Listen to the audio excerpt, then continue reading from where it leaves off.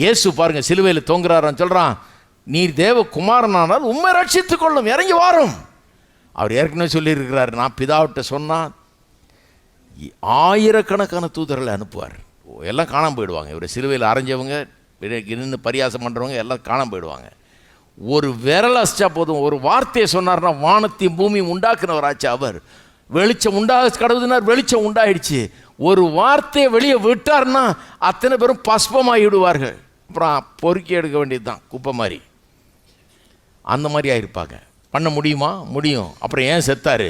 முடியாமல் சாகலைங்க, அன்பு நம்மை ரட்சிக்க வேணும் என்று. அவர் இறங்கி வந்திருந்தாருன்னா நமக்கு ரட்சிப்பு கிடையாது. அவர் ரத்தம் சிந்தவில்லைன்னா நமக்கு ரட்சிப்பு கிடையாது. அதனால தான் துப்புனப்போ சகிச்சுக்கிட்டாரு, அரைஞ்சப்போ சகிச்சுக்கிட்டாரு, சிரிச்சப்போ சகிச்சுக்கிட்டாரு, முள்முடி சூட்டினப்போ சகிச்சுக்கிட்டாரு, உச்சந்தல் இந்த உள்ளங்கால் வர உழுத நிலம் போல அவருடைய சரீரத்தை ஆக்குனாங்க, செதைச்சார்கள், அடிச்சே எல்லாத்தையும் சகிச்சுக்கிட்டாரு. சிலுவையில் தொங்கினார், விழாவில் குத்துனார்கள், எல்லாம் பண்ணாருங்க, எல்லாத்தையும் சகித்து கொண்டார். ஏன்? முடியாமல் இல்லை, சக்தியற்றவர் இல்லை, பலனற்றவர் அல்ல, சாமர்த்தியம் இல்லாதவர் அல்ல, வானத்தையும் பூமியும் உண்டாக்கின தேவன் அப்படி பாடுபட்டு செத்தார். ஏன்? அன்பு. விசுவாசம் இல்லையா அவருக்கு? விசுவாசம் அன்பினாலே கிரியை செய்கிற விசுவாசம். அன்பு தான் விசுவாசத்தையே இயக்குது. அவருடைய அன்பு அங்கே அவரை இயக்கி கொண்டிருந்ததுனால தான் அவர்களை அழிக்கவில்லை. ஏன்னா விசுவாசம் அழிக்கிறது இல்லை, விசுவாசம் உருவாக்குகிறது. அவர் செத்ததுனால இன்னைக்கு கோடிக்கணக்கான மக்களுக்கு ரட்சிப்பு உண்டாயிருக்கிறது. அப்போ அதை பின்பற்றி தான் நிறைய பேர் செத்தார்கள். கிறிஸ்துவுக்காக தங்களுடைய ஜீவனை கூட கொடுத்தாங்க, எரிக்கப்பட்டார்கள், கொல்லப்பட்டார்கள்.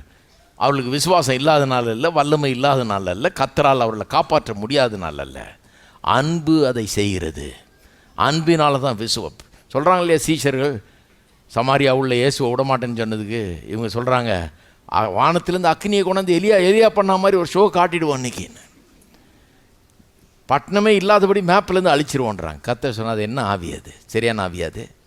பண்ணலாமா? நீ அதை பண்ணக்கூடாதுன்றார். பண்ண முடியும், ஆனால் பண்ணலை, பண்ணக்கூடாது அப்படிங்கிறார். அன்பு, விசுவாசம் அன்பினாலே கிரியை செய்கிறது. எத்தனை பேர் இருக்கிறீங்க? அப்போ அன்பு கை மாதிரி பலசாலிக்கு, அன்பு அவனுடைய கையில் இருக்கிற ஆயுதம் மாதிரி, கருவி மாதிரி. அது மட்டும் இல்லை, அன்பு இந்த இரும்பு பட்டறையில் வேலை செய்கிறவனுடைய அக்கினி சூளை மாதிரி. அவனுக்கு ஆயுதம் இருந்தும் பலம் இருந்தும் பத்தாது, அவனுக்கு இந்த அக்கினி ரொம்ப முக்கியம். பாருங்கள், அக்கினி ரொம்ப